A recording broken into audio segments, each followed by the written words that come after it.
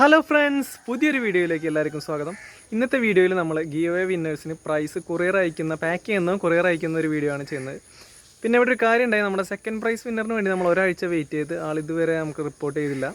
ഷിജുക എന്നായിരുന്നു അദ്ദേഹത്തിൻ്റെ പേര്. പിന്നെ പ്രൈസ് അയച്ചതിന് ശേഷം നമ്മുടെ ഒരു സബ്സ്ക്രൈബർ, പ്രൈസ് റിസീവ് ചെയ്തൊരു സബ്സ്ക്രൈബർ ആളുടെ യൂട്യൂബ് ചാനലിൽ നമ്മുടെ അൺബോക്സിങ് വീഡിയോ ഒക്കെ ആഡ് ചെയ്തിട്ടുണ്ട്. ആ വീഡിയോ കാണാനായിട്ട് നിങ്ങൾക്ക് ഡിസ്ക്രിപ്ഷനിൽ നോക്കാം. അപ്പോൾ ഒരു ഗൈസ് നമുക്ക് വീഡിയോയിലേക്ക് പോകാം.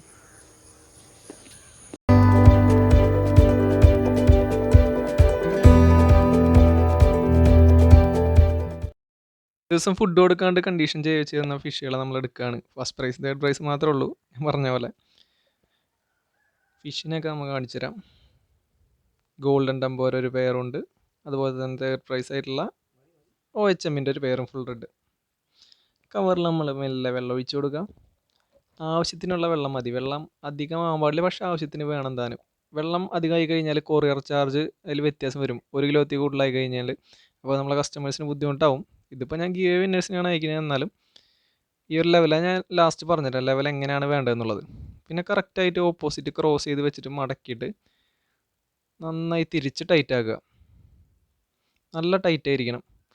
2 റബ്ബർ ബാൻഡാണ് ഞാൻ യൂസ് ചെയ്യുന്നത്. റബ്ബർ ബാൻഡ് നല്ല റബ്ബർ ബാൻഡ് ആയിരിക്കണം. വഴുക്കി പോകുന്ന ടൈപ്പ് റബ്ബർ ബാൻഡ് ഒരിക്കലും യൂസ് ചെയ്ത്, നല്ല സ്ട്രോങ് ആയ നല്ല നീളം റബ്ബർ ബാൻഡ് ഒരു സ്ഥലത്ത് ടൈറ്റ് ആക്കിയിട്ട് അടിവശത്തോട്ട് കറക്കി കറക്കി കറക്കി കൊണ്ടുവരിക.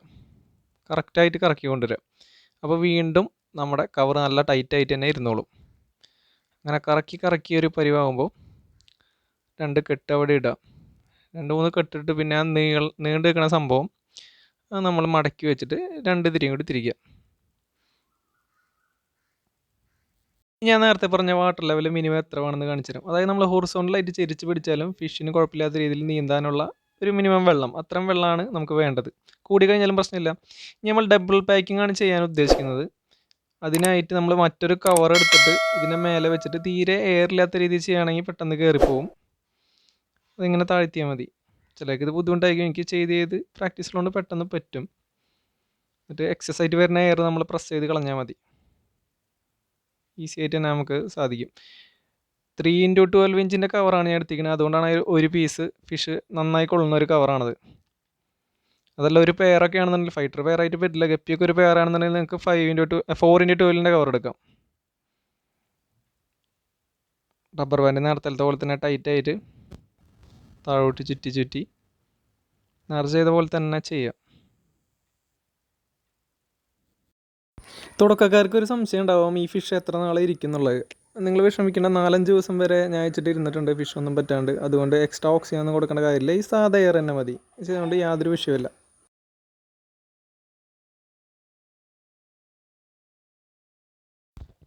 അങ്ങനെ നമ്മൾ പാക്ക് ചെയ്ത് കഴിഞ്ഞിട്ട് ഡബിൾ പാക്കിങ് കഴിഞ്ഞു. അതുപോലെ തന്നെ നമ്മൾ എല്ലാ കവറും പാക്ക് ചെയ്തിട്ട് നിരത്തി വെച്ച് കഴിഞ്ഞാൽ ഇങ്ങനെ ഇരിക്കും. എന്താ സ്റ്റൈല്! എല്ലാം പാക്ക് ചെയ്ത് കഴിഞ്ഞിട്ടുണ്ട്. നമ്മൾ ജസ്റ്റ് ഒന്ന് പിടിച്ച് നോക്കി കഴിഞ്ഞാൽ എല്ലാ ഫിഷിനെയും കാണാം. വാട്ടർ ലെവൽ കണ്ടില്ലേ? Full red OHM, golden tempo placard. ഇതിന് വേണ്ടി കാത്തിരിക്കുന്ന നമ്മളെ ഗീവ് വിന്നേഴ്സിന് വേണ്ടിയിട്ട് റെഡിയായി. അപ്പോൾ നെക്സ്റ്റ് നമ്മൾ ഒരു ബോക്സിൽ ഇത് ഫില്ല് ചെയ്യണം.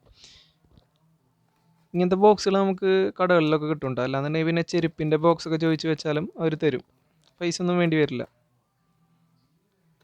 അതുപോലെ കറക്റ്റ് ഫിറ്റായി സംഭവം. 3x12 cover correct fit, 2 fit ആവണ കവർ തന്നെ എനിക്ക് കിട്ടി. എൻ്റെ ചുറ്റും നമ്മൾ ടേപ്പ് വെച്ച് ഒട്ടിച്ചു. ഇനി നമുക്ക് അഡ്രസ്സ് ഒട്ടിക്കണം. അഡ്രസ്സൊക്കെ സെറ്റ് ചെയ്ത് 2 പെട്ടി റെഡി ആക്കിയിട്ടുണ്ട്. ഒരു പെട്ടി ഞാൻ കാണിച്ചുള്ളൂ, 2 കാണിച്ച് നിങ്ങളെ ബോറടിപ്പിക്കുന്നില്ല.